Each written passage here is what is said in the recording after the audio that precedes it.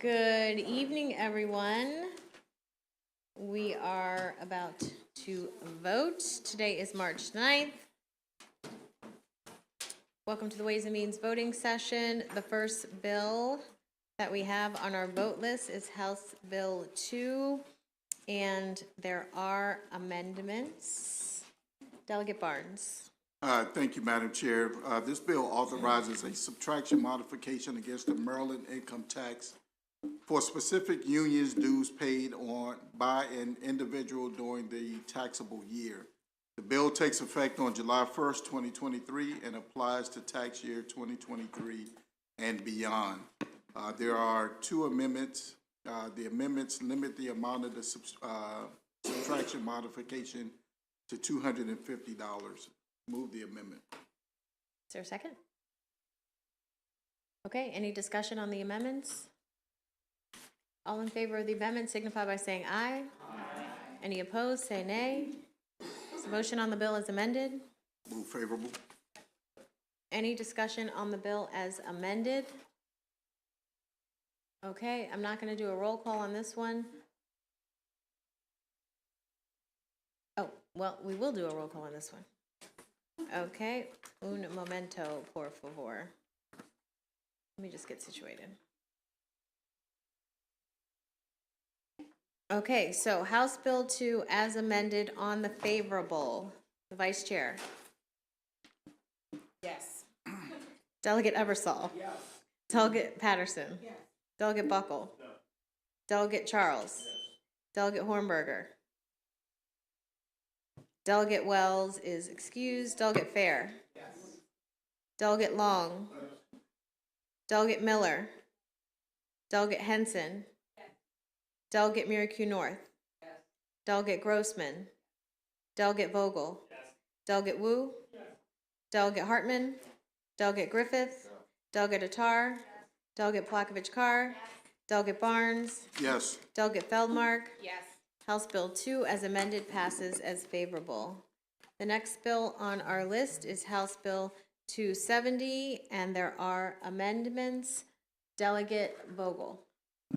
Thank you, Madam Chair. This bill expands the existing film production activity tax credit by increasing the annual amount of credits that the Department of Commerce may award. There are two amendments. The amendments alter the amount of film production activity tax credits that may be awarded in certain fiscal years. Specifically, the amendments authorize Commerce to award up to $15 million in each of fiscal year 2024 through 2026. In addition, the amendments establish the Maryland Entertainment Council to study and make recommendations regarding Maryland's film, television, and entertainment industry. I move the amendments. Any discussion on the amendments? Delegate Griffith? Thank you, Madam Chair. A couple quick questions. Did we do anything to address the concerns around not only geographical diversity, but the fact that maybe one project could potentially gobble up the entire tax credit?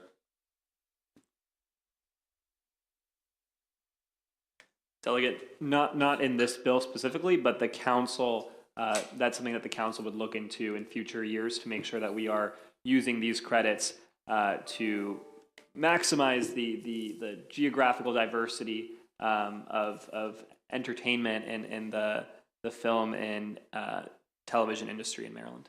Thank you, Madam Chair. Any other questions on the amendments? Okay, all in favor of the amendments, please signify by saying aye. Aye. Any opposed, say no. Okay, I'm not going to do a roll call on this as a favorable.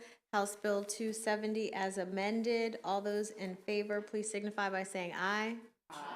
Any opposed, please say no.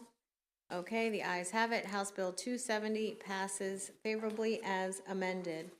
House Bill 410, and there are amendments. Madam Vice Chair. Thank you, Madam Chair. House Bill 410, Election Reform Act of 2023. This bill, as it came in, did a number of different things, but we have amended the bill to do the following.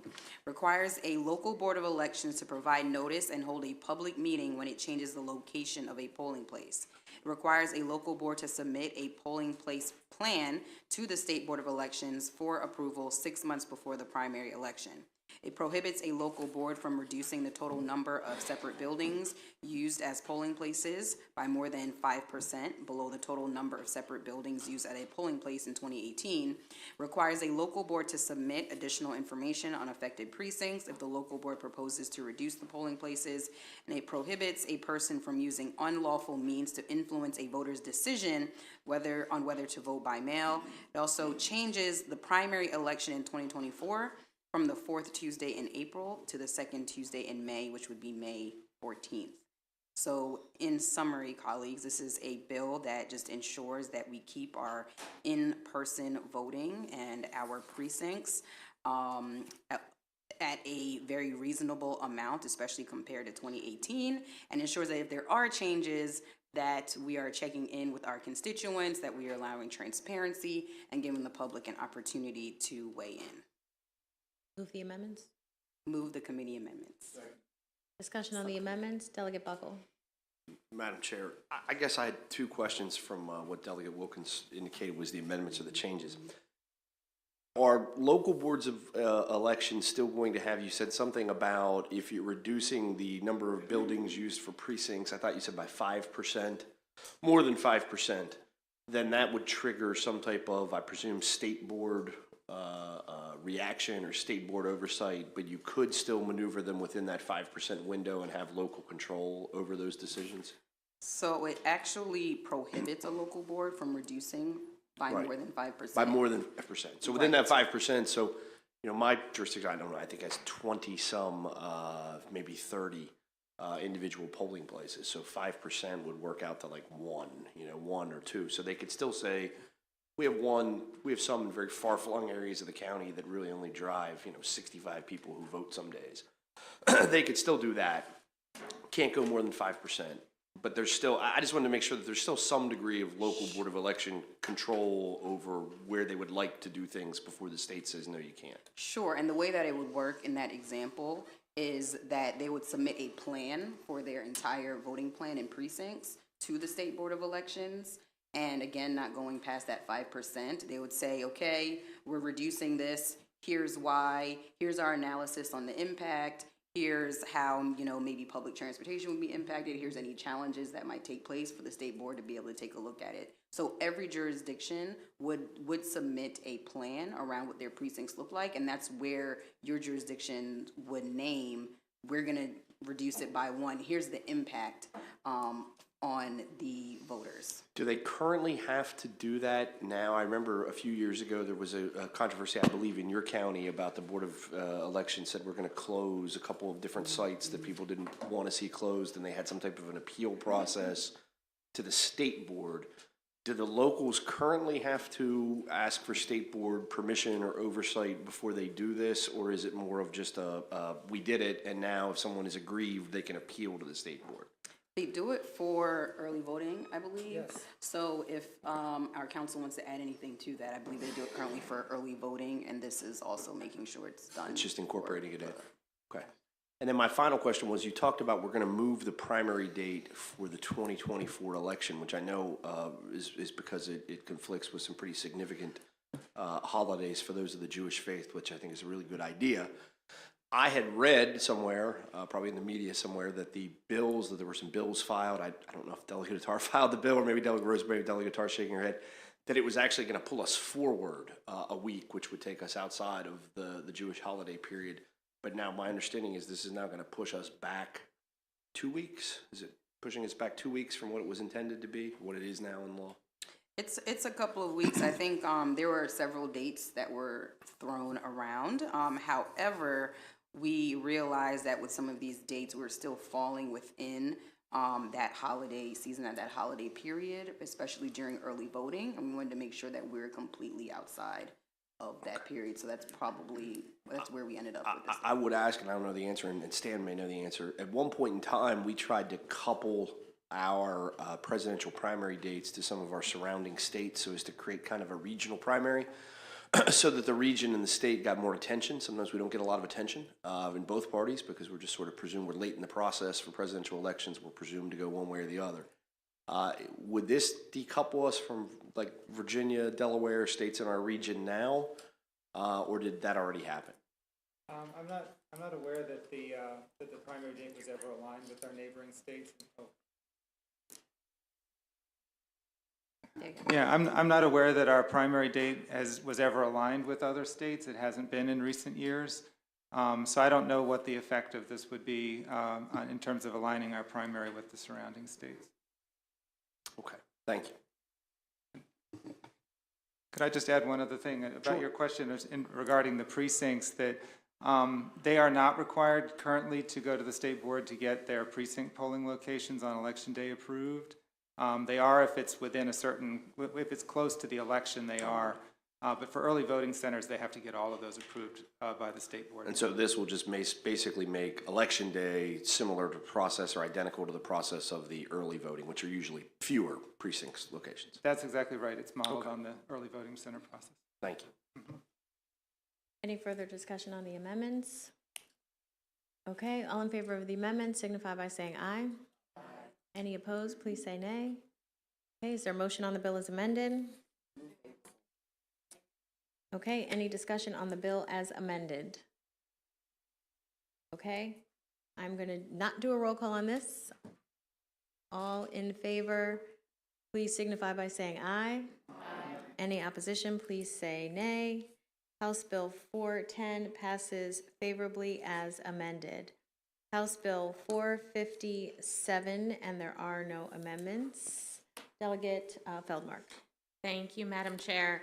House Bill 457, Recordation Tax, Purchase Money Mortgage, or Purchase Money Deed of Trust, Extent of Exemption, codifies the current practice that the recordation tax exemption for a purchase money mortgage or purchase money deed of trust applies only to the extent that it secures the purchase money.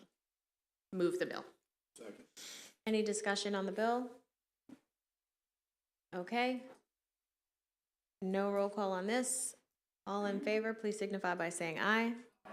Any opposed, please say nay.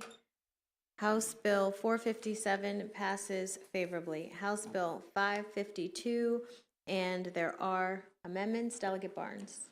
Thank you, Madam Chair. This administration bill establishes the Build Our Fund Future Grant Pilot Program and fund in the Department of Commerce to provide grant funding for infrastructure projects intended to support innovation in eligible technology sectors.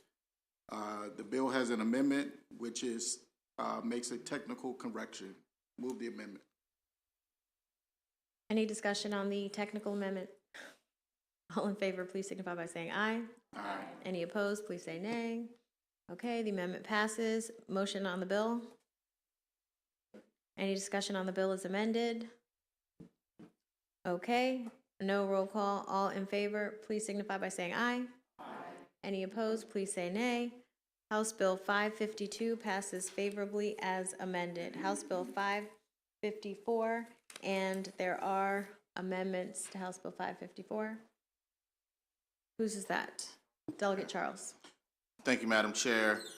As amended, this administration bill enhances the existing military income tax subtraction modification by increasing the maximum amount of military retirement income received by an individual that may be exempted from the Maryland income tax. Amendment number 1 is technical, and amendment number 2 increases the maximum value of military retirement income tax subtraction modification to $20,000 for an individual age 55 or older, and $12,500 for an individual younger than age 55. Move the amendments. Any discussion on the amendments?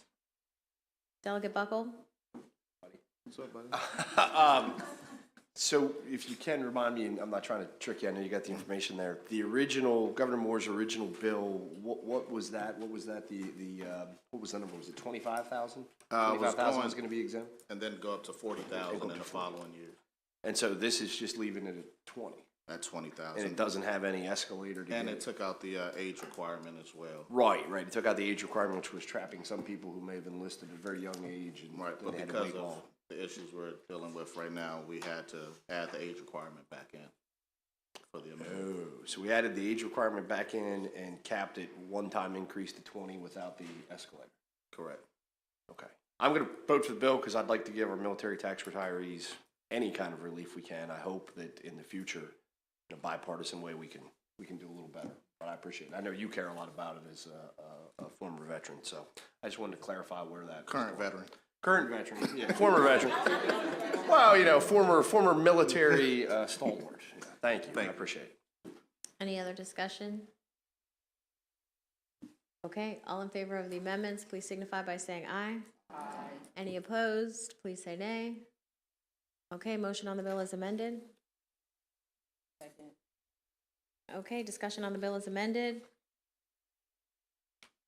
Delegate Griffith? Just because of the amendments, could I be recognized as a me too, please? Okay, would anybody else like to be recognized? Okay. Okay, so let's go, raise your hand if you'd like to be a me too. Yes, so just raise your hand if you would like to be a sponsor. Delegate Buckle, Delegate Charles, Delegate Fair, Delegate Long, Delegate Miller, Delegate Henson, Delegate Miracle North, Delegate Hartman, Delegate Griffith, Delegate Attar, Delegate Barnes, and Madam Chair. I'm sorry. Oh, Delegate Feldmark. Well, Delegate Wu. I don't know, but we'll say your name in case you didn't. Okay. Okay. All in favor of House Bill, boop, boop. All in favor of House Bill 554 as amended, please signify by saying aye. Aye. Any opposed? House Bill 554 passes favorably as amended. House Bill 576, and there are amendments. Delegate Fair. Thank you, Madam Chair. HB 576, Primary and Secondary Education, Policies on Bullying, Harassment, or Intimidation, revisions, changes the model policies on bullying in 3 ways. 1, if an incident of bullying, harassment, or intimidation is not reported by a parent or a student in a reasonable amount of time, it must be reported by a qualified staff member. 2, parents must be notified of an incident within 12 hours rather than 3 business days. And 3, if an incident is motivated by the alleged victim's sex, sexual orientation, or gender identity, a parent or guardian will only be notified at the student's discretion. There is 2 amendments to the bill. The first one is just technical. The second amendment clarifies that a school employee is not civilly liable for not notifying a student's parents or guardian if a student declines to approve notification if an incident is motivated by the alleged victim's sex, sexual orientation, or gender identity. I move the amendments. Discussion on the amendments. Okay, Delegate Griffith? Thank you, Madam Chair. Just one quick question. So there will be no notification of any kind if the student declines, or just not the reason for the bullying if the student declines? If the alleged victim declines notification and it was found that the reason for the bullying was related to the individual's sex, sexual orientation, gender identity, and the alleged victim declines to notify, then no, the parent would not be notified. Of the incident at all, or the motivation of the incident? There's no way to notify a person of an incident without a motivation. Your student was, you know, this student was bullied and called this word that is involved in, you know, that creates a motivation. It would be impossible to do. And again, my concern, I understand the motivation behind that portion of the amendment, but for me, I don't want the school presuming that I may or may not, you know, support my child, or especially if they're in distress, if they're under duress.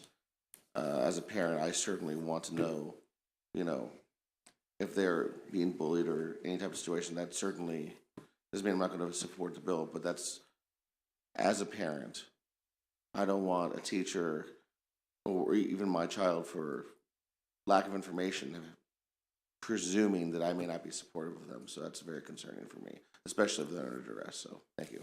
I appreciate your comments, Delegate. Thank you. Any more discussion on the amendments?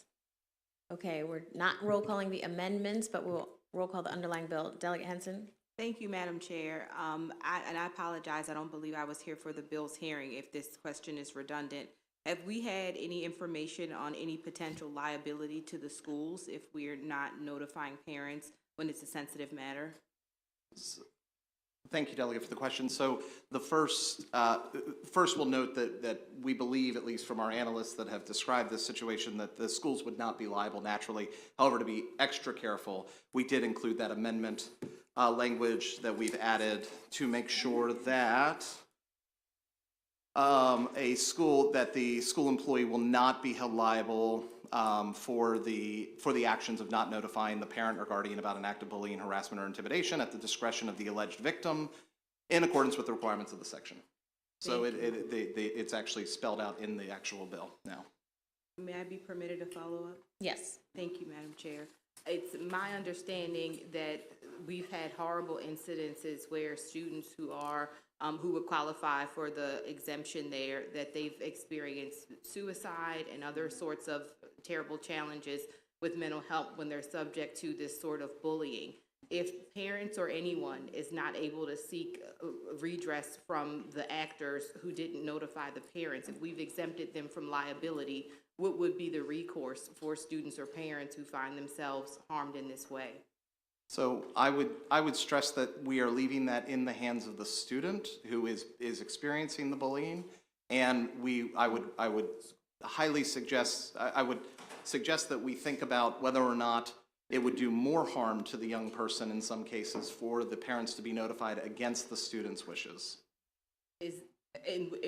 There it's just a blanket not notifying the parent, not that there's any particular history there where the student has expressed concern about their parent or the schools has concern. It would just be optional on student to opt in or opt out of that. Am I understanding that correct? Only in the case where the bullying was specifically outlined for, and I want to make sure I get it right, was specifically motivated by the alleged victim's actual or perceived sex, sexual orientation, or gender identity.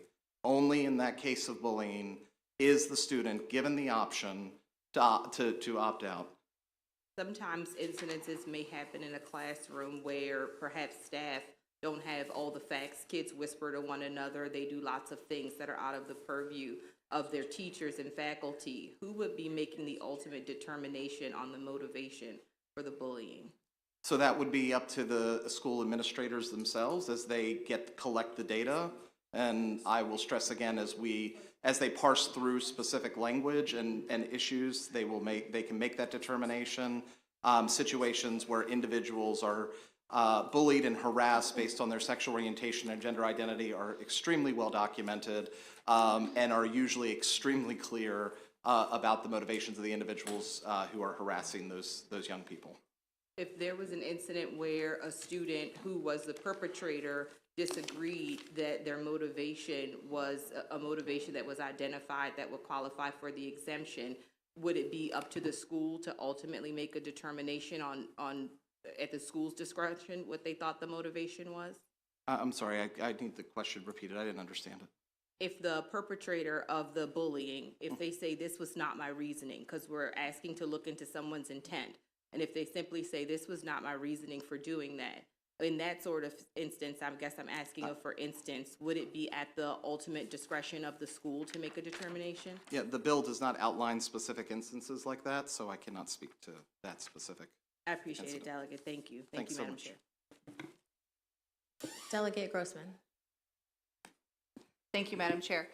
For the students that are being bullied based upon their gender identity or sexual orientation, would or could there be a provision made that there was a trusted adult that could be contacted if their parent was not someone that they felt could be engaged in that conversation with them? That is certainly at the purview of the committee, but I would stress that the simple action of not speaking to, not informing a parent at the discretion and at the request of the student themselves, maybe shouldn't get mixed in with other individuals that should be brought into the equation. So this bill, I think, should stand on its own. Delegate Miller. Thank you, Madam Chair. I thought I was clear, but then as you were answering questions, I became unclear again because it says 12 hours after it's reported that you would notify parents, but then you were saying that it would be determined by the staff member after an investigation and all of this, that then the student could decide if it should be reported to the parent if it's based on different categories. So I'm confused about the time gap there. Thank you. I appreciate the opportunity to clarify. I was asked a question about whether or not there would be, how would it be determined? And I mentioned that it would be determined, obviously, by somebody in the administration. However, that time frame then, from the time that the report is filed, they have 12 hours to communicate that with the parent or guardian, unless the individual, again, is a victim because of their sexual orientation or gender identity. So it's at the time of the reporting. Okay, so we are on the amendments, people, okay? Just the amendments. So I'm not roll calling the amendments. You like how I say that? Amendments. All right. All those in favor of the amendments, please signify by saying aye. Aye. Any opposed, please say no. Okay, is there a motion on the bill as amended? Okay, is there any further discussion on the bill as amended? Delegate Buckle. I just want to say I intended when I sat down to vote for the bill because I know that the bill's sponsors' intentions are of the best character and intent. And I am loath to vote against any bill. I think a vast majority of this bill is very, very helpful to curb bullying and harassment in schools, which is a terrible problem. I have a 6-year-old little boy. I'm terrified of him being exposed to this on either side of the equation. But because of what I've heard here today and the amendments and the way that it's being addressed, I understand that the sensitivity to students who may have gender identity, sexual identification, sexual orientation issues that they feel that perhaps may subject them to problems at home. That's a terrible thing. You should love your child no matter what, and more than anything. Anybody who doesn't do so is not the type of human being that any of us would like to be. But I am very concerned that that one element of this very, very good bill will eliminate parental involvement and perhaps a good parent's ability to help their kid, that their kid may be confused. I'm not saying confused as to their gender identity. I'm saying confused about how to express themselves and confused about how to seek help from their own parents to avoid bullying. And that's why I think I would have to vote against it. I'm loath to do so because it's a good bill in so many ways. But I think that goes a little bit too far in cutting into potential parental involvement in their own children. Thank you. Delegate Ebersol. Thanks, Madam Chair, and by the way, thank you, Delegate Fair, for excellent defense of this bill. I want to point out that this bill was never intended to be about LGBTQ. It was brought to me by a Muslim family who did not get information about their child being abused for having a head covering and having it torn off, and they didn't find out. So we wrote this bill, and then we vetted it with some of the protected classes, and the LGBTQ community came out absolutely unanimously that we needed to make sure that these protections were built in for students of that age. And so there was no question. Not one group came and said, no, they should be able to tell. And we do describe some of the very serious injuries that might occur. I had someone describe, well, what if they get knocked out and they're bleeding and taken to the hospital? Well, the school's going to report that accident in any case. They may not report the reason, okay, but they will at least report that it happened. So it's not like they're going to be concealing injuries to students. These are the kind of things we're talking about, are the kinds of microaggressions that occur, or even macro ones that don't injure students. And so I just want to reiterate that there was not one dissent from the LGBTQ community in this part of the bill that we added after we wrote the original bill. We didn't recognize it until we vetted it with them. So thank you. Delegate Griffith. Thank you, Madam Chair. Quick question, Delegate Fair. If I have my data wrong, please correct me. So folks who identify as transgender, for example, have what, a 40% suicide rate or attempted suicide rate? What's that appropriate data? So the appropriate data is, according to the Human Rights Campaign, 56% of trans individuals will attempt suicide by the age of 18 if they come out and nobody in their immediate family supports them. That percentage drops to 4% when they have members of their family who support them. And that's precisely what I want to get at. Yeah. So if I have a child, one of my children comes out on the gender spectrum or trans, whatever, forgive me for not knowing nomenclature, I don't mean to be disrespectful. and the school robs me of the right of cutting that percent from 54 to 4% because the school assumes that I'm not going to support my child, which I would, right? This is the school robbing me of the opportunity to support my child and to cut that suicide rate from 54 to 4% based upon my child's perception of my support or not, and the school's complete lack of information. So I think that's radical and dangerous to rob me of the right to save my child's life, and that's why I oppose this bill. I will simply state that the data that we have is of students that are out as trans individuals. So this means that of the students that have actually come out to their parents, 56% suicide rate.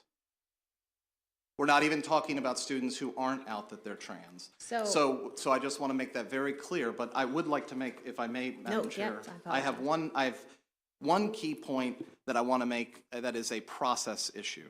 Maryland State Department of Education regulations and policies, as well as local county boards of elections, are very clear about the rights of trans individuals to protect their identities inside of the school system. Bullying, ironically, is a workaround to that process. And so I want to stress with everyone that we have specific instances in Frederick County Public Schools where students have been outed to their parents while reporting bullying activity. That has been dangerous to the students, as some parents are supportive, to your point, Delegate. Some parents are supportive, but some parents are not. This closes a very critical loophole that can potentially harm young LGBTQ kids. Delegate Vogel. Thank you, Madam Chair. Delegate Fair, I'm looking at the bill right now. The notification to the parent of, or guardian of the alleged victim shall be at the discretion of the alleged victim. That means that the alleged victim can choose to notify their parents, correct? Thank you for the question. Yes, that is correct. So if they're out and they're comfortable with their parents having this conversation with them and they trust their parents to be accepting of them, if they do have to have that conversation on their sexuality or gender identity, they can choose to have the school notify. Last night at Frederick County Public Schools, we had a hearing with tons of parents of trans youth that were out there talking about their students getting bullied because those students brought those concerns directly to them. And just a hypothetical, right, where a kid is bullied or harassed or attacked in school for their gender identity or sexual orientation, and then let's say the school does notify the parents who are not accepting of that child. I would love to live in a state, in a country where all parents are accepting of their children regardless of their sexual orientation or gender identity. Unfortunately, that's not the case. So let's say the parent does get notified and they are not accepting. What are some of the consequences of that? I think you laid out an example of a negative consequence earlier in subcommittee. And do you mind if, I don't know if you have the data on file, but what the homelessness rate is for LGBTQ children, assuming that a child goes home with a parental notification of bullying or harassment because of their sexual orientation or gender identity, and then they're actually sent away from their home, as happens with a lot of LGBTQ children? It's important to note that of all homeless youth in the United States, 40% identify as LGBTQ. Even on the most progressive of studies that show that 20% of youth identify as LGBTQ, that is double their population. They're represented in the homelessness population. And a large portion of that is data is backed up by both anecdotal as well as statistical data that shows that a large portion of those people end up homeless because they are kicked out of their house when they come out. Delegate Miracle North. Well, Delegate Vogel stole part of my question, so thank you for shortening the time on that. My other question is, I like the bill for the reason Delegate Vogel mentioned the discretion part. The deterrent part, I just want to clarify, who determines it? Is it a particular administrator? Does it depend on the Board of Education rules? Because it seems like every school is different as to how bullying towards LGBTQ students are done. I know my school, I got a letter, for all the parents got a letter saying this particular elementary school kid was being bullied, no tolerance. That's how we learned about it. I'm assuming the child confided in the parent and that's how it came about. But another school might be different. So I just want to clarify who's going to determine it, because I don't want that to be an issue down the road. So as the bill outlines, a report will be simply made by an individual school member. So It doesn't specify in very much detail that specific piece. Okay, thank you. Thanks. Delegate Hornberger. And I apologize, I'm on the subcommittee and I forgot to ask this question. So this, You wanted to wait to ask me. well, no, I just thought of it during the debate, which has been riveting. I appreciate everyone's input. This is a case-by-case reporting. So my question is, if bullying occurred on the first instance and there was a choice to not disclose on a subsequent bullying, or if the bullying continued, the student could then change their mind and elect to tell their parent later? Yes, yeah, at any point, yeah, the discretion's left with the student, So at least the- according to, if I'm reading, as my reading of the bill. So there's no permanence here. It's again, a case by case. Yeah. On the ability to opt out. Thank you. Delegate Long. Thank you, Madam Chair. My concerns are that a child under duress might not have all the, I don't know how to explain this, but a child under duress being bullied because of his sexual orientation and the parents not knowing about it, that just scares the heck out of me, because like one of the delegates says, how do we stop that child from committing suicide if this continues going on and the parents are not aware of it? You know, we're parents. We shouldn't have that right to know. You know, and I understand about some parents not agreeing with them, but I think to be on the safe side, I would rather notify the parents than to see one child lose their life over something like this, if the parents could intervene and stop that. Thank you, Madam Chair. Okay, so I'm about to do a roll call on House Bill 576 favorably as amended. The motion is for a favorable. The Vice Chair. Yes. Delegate Ebersol. Yes. Delegate Patterson. Yes. Delegate Buckle. Delegate Charles. Delegate Hornberger. Delegate Wells. Delegate Fair. Delegate Long.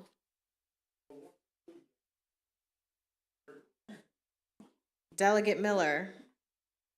Delegate Henson. Delegate Miracle North. Delegate Grossman. Delegate Vogel. Delegate Wu. Delegate Hartman. Delegate Griffith. Delegate Attar. Delegate Plakovich-Carr. Delegate Barnes. Delegate Feldmark. And the chair votes yes. House Bill 576 passes as favorable as amended. House Bill 622, there are amendments. Delegate Hartman. Thank you, Madam Chair. This bill establishes the Industry 4.0 Technology Grant Program and fund in the Department of Commerce to assist small and medium-sized enterprise manufacturers in the purchase, implementation, and related employee training of Industry 4.0 technology and related infrastructure. There is one amendment. The amendment reduces the amount of the appropriation mandated for the program under the bill and reserves 20% of the grants available under the program for small and medium-sized manufacturers with 50 or fewer employees. Move the amendment. Discussion on the amendments. Okay, all in favor of the amendment signify by saying aye. Aye. Any opposed? Motion on the bill is amended. Any discussion on the bill is amended? Okay, all in favor of the bill as amended, please signify by saying aye. Aye. All opposed? House Bill 672 passes favorably as amended. House Bill 645, Madam Vice Chair. I'm sorry, 622 passes favorably as amended. House Bill 645 now, Madam Vice Chair. Thank you, Madam Chair. I move to refer House Bill 645 to interim study. Is there a second? Any discussion on the motion? Delegate Wu? Thank you, Madam Chair. What's the interim study? What does that mean? Great question. That means, okay. That means that our council is going to take a look at it and review the various aspects of the bill and feasibility and get back to us with some recommendations that we can figure out how to move forward. I see. Thank you. Thank you. Any other questions or discussion on the motion? Okay, all in favor of the motion to refer House Bill 645 to summer study, please signify by saying aye. Aye. Any opposed? Okay, House Bill 645 is referred to summer study. House Bill 742, Madam Vice Chair. Thank you, Madam Chair. House Bill 742, Election Law, Party, and Elected Public Offices Prohibition. This bill prohibits an individual from simultaneously being a candidate for or holding an elected public office and a party office. I move the bill favorable. Any discussion on House Bill 742? Okay, we're going to do a roll call on the favorable. Oh, question, I'm sorry, Delegate Hornberger.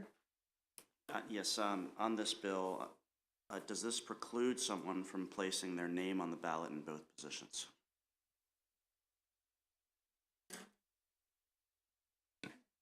Thank you for the question. Yes, it prevents someone from being a candidate. So yes, that would preclude them, I believe, from putting their name on the ballot. Is that your question? Any further questions? Okay, we will do a roll call on the favorable for House Bill 742. Madam Vice Chair? Yes. Delegate Ebersol? Yes. Delegate Patterson? Yes. Delegate Buckle? No. Delegate Charles? Delegate Hornberger? Delegate Wells? Delegate Fair? Yes. Delegate Long? Delegate Miller? Delegate Henson? Delegate Miracle North? Delegate Grossman? Delegate Vogel? Delegate Wu? Delegate Hartman? Delegate Griffith? Delegate Attar? Delegate Plakovich-Carr? Delegate Barnes? Delegate Feldmark? Yes. House Bill 742 passes as favorable. House Bill 779, and there are amendments. Delegate Feldmark. Thank you, Madam Chair.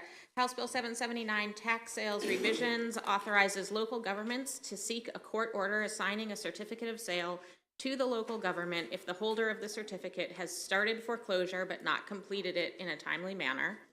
Seek a court order transferring ownership of a property to the local government if the holder of the certificate of sale has not paid the balance of the purchase price and recorded a deed after obtaining a foreclosure judgment, and withhold property from tax sale and obtain the certificate of sale for a property that has a vacant building or structure that the local government intends to demolish for safety reasons. The amendment extends the period of time after a foreclosure judgment before a local government may seek a court order transferring ownership of a property to the local government from 90 days to 105 days. Move the amendment. Any discussion on the amendments? Okay, all in favor of the amendments, please signify by saying aye. Aye. Any opposed? Okay, the amendments pass. Motion on the bill is amended. Any discussion on the bill as amended? Okay, all in favor of House Bill 779 as amended, please signify by saying aye. Aye. Any opposed? House Bill 779 passes favorably as amended. House Bill 781, and there are amendments. House Bill 781 establishes the Equitech Growth Commission and Fund in the Maryland Technology Development Corporation, aka TEDCO, to support economic competitiveness and inclusive growth of emerging and advanced industries in the state. The amendments require the governor to include an annual appropriation of $5 million for the program and adds 2 additional members of the Equitech Growth Commission established by the bill. Move the amendments. Any discussion on the amendments? All in favor of the amendments, please signify by saying aye. Aye. Any opposed? Okay, I move House Bill 781 as amended. Any discussion on the bill as amended? Delegate Patterson? Sorry. Oh, so, okay. Any discussion on the bill as amended? Okay, all in favor of House Bill 781 as amended, please signify by saying aye. Aye. Any opposed? House Bill 781 passes favorably as amended. House Bill 80, yes? Oh, yeah, are there any Me Too's? Okay, I'll go around. 781, I'll back up. I'm Haley. I'll call out the Me Too's, okay? Delegate Ebersol, Delegate Patterson, Delegate Buckle, Delegate Charles, Delegate Hornberger, Delegate Wells, Delegate Fair, Delegate Henson, Delegate Miracle North, Delegate Grossman, Delegate Vogel, Delegate Wu, Delegate Hartman, Delegate Griffith, Delegate Attar, Delegate Barnes, and Delegate Feldmark. House Bill 802, and there are amendments. Madam Chair, House Bill 802 prohibits the institutions of higher education from entering into a contract with a regulated gaming entity or an agent thereof under the terms of the contract. The institution of higher education receives a commission, a bonus, or any other incentive payment based on the success of securing student participation in sports wagering or online sports wagering. As amended, the bill also prohibits an institution of higher education from entering into a contract with a sports marketing entity that enters into a contract from regulated gaming entity or an agent thereof under the terms of the contract. There are two amendments. Amendment number 1 is technical. Amendment number 2 prohibits an institution of higher education from entering into a contract with a sports marketing entity under certain circumstances, and also specifies that presently existing obligations or contractual rights may not be impinged by the bill. Move the amendment. Any discussion on the amendments? Okay, all in favor of the amendments, please signify by saying aye. Aye. Any opposed? Okay, the amendment's passed. Motion on the bill is amended. Any discussion on the bill as amended? Okay, all in favor of House Bill 802 as amended, please signify by saying aye. Aye. Any opposed? House Bill 802 passes favorably as amended. Delegate Wu? HB 0622. I forget. So the industry 4.0. What number? HB 622. You're going back? Yeah, the first page. I forget. Industry 4.0.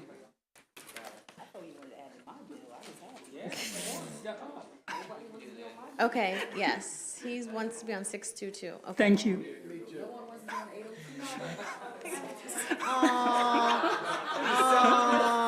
Who would like to be on 802? Raise your hand. Okay, now we're, the one we just did, he went back. Yeah. Okay, so I'm gonna call out, Haley, the ones for 802. Delegate Ebersol, Delegate Patterson, Delegate Buckle, Delegate Charles, Delegate Hornberger, Delegate Wells, Delegate Fair, Delegate Miller, Delegate Grossman, Delegate Wu, Delegate Griffith, Delegate Feldmark, and the chair. And, oh, Hartman, I missed Hartman. Delegate Hartman and Delegate Long. Delegate Miller, do you have a comment? Yes,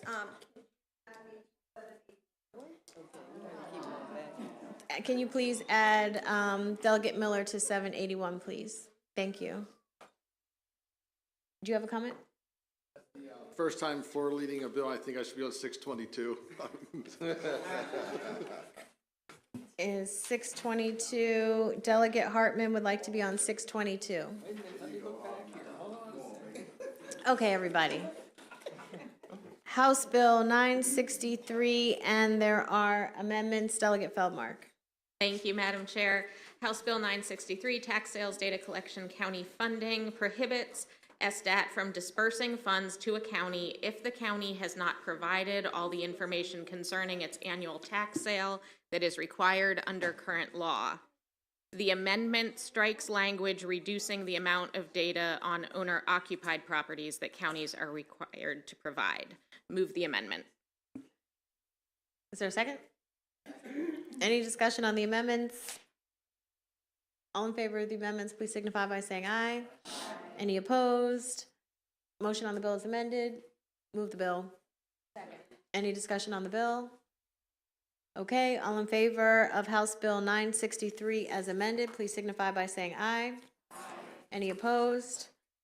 House Bill 963 passes favorably as amended. House Bill 1200, and there are amendments. Madam Vice Chair.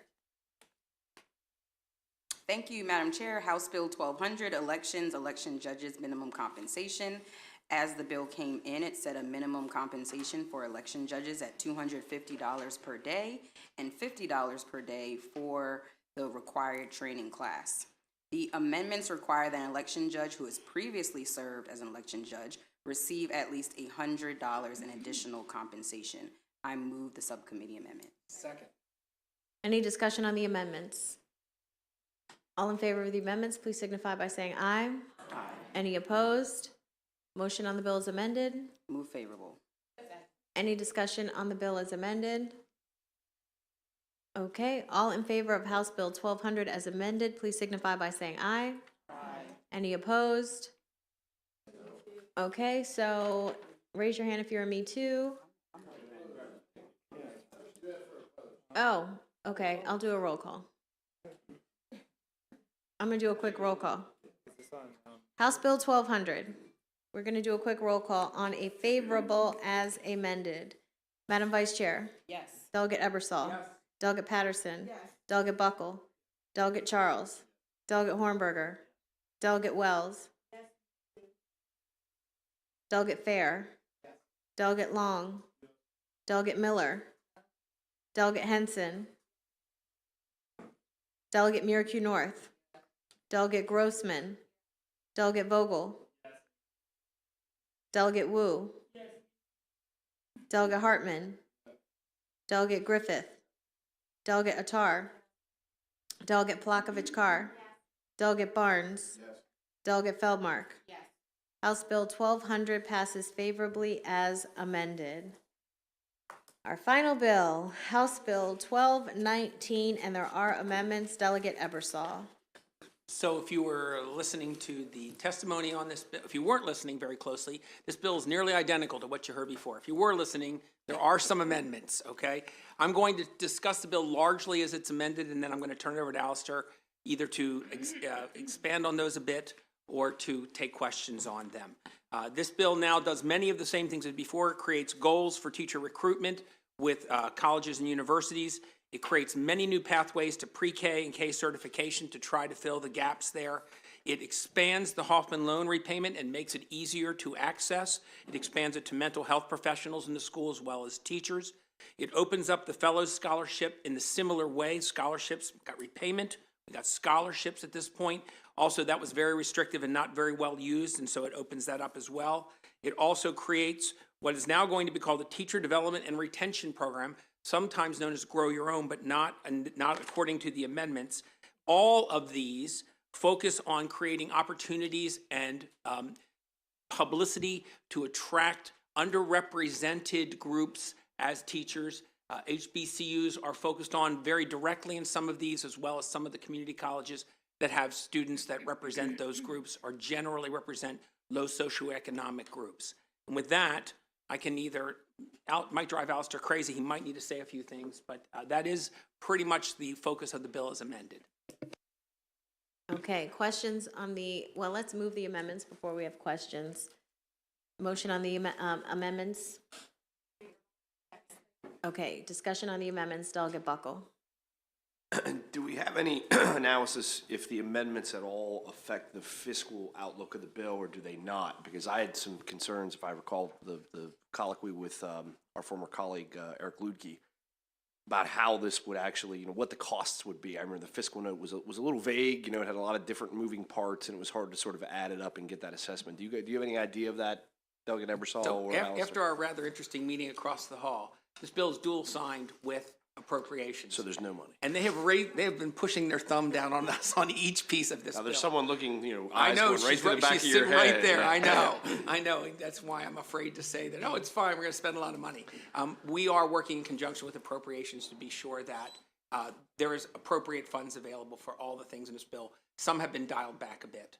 And like I said, Do we have any just like rough, I understand that it can't be broken down to the dollar, but do we have some kind of back of the envelope assessment of what the costs would be? Welcome, Michelle from Thank you, Madam Chair, Appropriations. for this Whose opportunity birthday is tomorrow. to answer some questions. Happy birthday to you.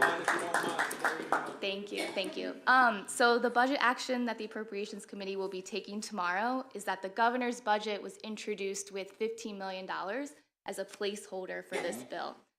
What this bill does is creates a fund. So we will be depositing 10 million of the 15 into the fund as one-time cost. So it would have no long-term cost associated with that part. And then the increase in the LARP will also be added in the budget actions taken by the committee tomorrow. So there would only be a one-time cost of $15 million for those pieces of this bill, and that has already been accounted for in the budget that the committee will move tomorrow. So would it be fair to say then the $5 million is the increase in the LARP, the additional funding, so that we can get more school mental health and other people to be able to participate in that program? That is fair, and it's one-time increase. There's no increase in the mandates in this bill to that, so it would just be to see if that gets those individuals into the program. You have more. to come back year after year and continue to fund it if it's working. Okay. Correct. Thank you. And also, you should know that some of these programs, the Janet Hoffman loan repayment, these are already existed in funding. And so we were changing, they're not very well subscribed. And so we changed the requirements for a lot of those to try to encourage more teachers in. Any other questions on the amendments? Okay, all in favor of the amendments, please signify by saying aye. Aye. Any opposed? Okay, the amendments pass. Motion on the bill as amended. The bill is amended, Madam Chair. Any discussion on the bill as amended? Okay, all in favor of House Bill 1219 as amended, signify by saying aye. Aye. Any opposed? Okay, House Bill 1219 passes favorably as amended, and we have some Me Too's. I'm sorry, Haley. Raise your hand if you would like to be a Me Too.